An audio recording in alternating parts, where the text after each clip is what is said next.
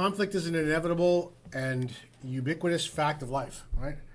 We wish It's ubiquitous. Thank you. I read the dictionary this morning. Nice. We would much rather not have to deal with conflict, but oftentimes the only option that we're taught, other than to tackle conflict head on and therefore run the risk of actually creating conflict where there might not be one, right? Sometimes the anticipation of conflict makes us create a conflict where there hasn't been one presented.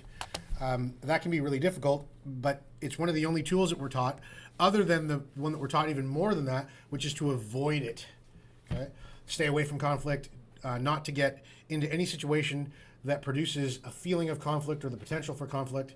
And either that means that we then shrink away from life, because avoiding conflict is like trying to run your life avoiding pain, right? None of us want pain. It's not something that we're looking to experience, but yet it's in all facets of life.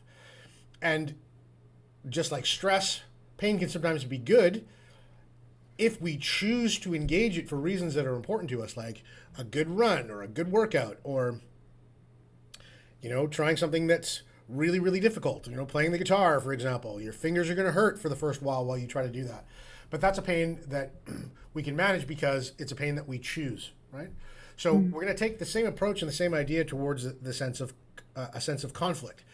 Let's start to challenge ourselves and think about the idea that conflict can be something, and it's going to sound a bit strange potentially because you're like, well, why did I choose that? But conflict can be something that we can choose, right? Kind of akin to the idea of like picking your battles. Okay?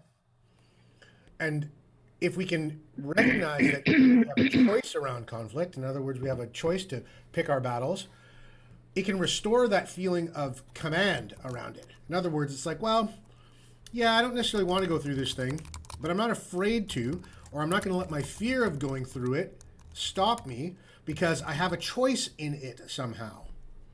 Okay, and that's a sort of a theme that we're going to draw upon, this idea of choice and how choice impacts our perception and experience of that which we would automatically classify as conflict.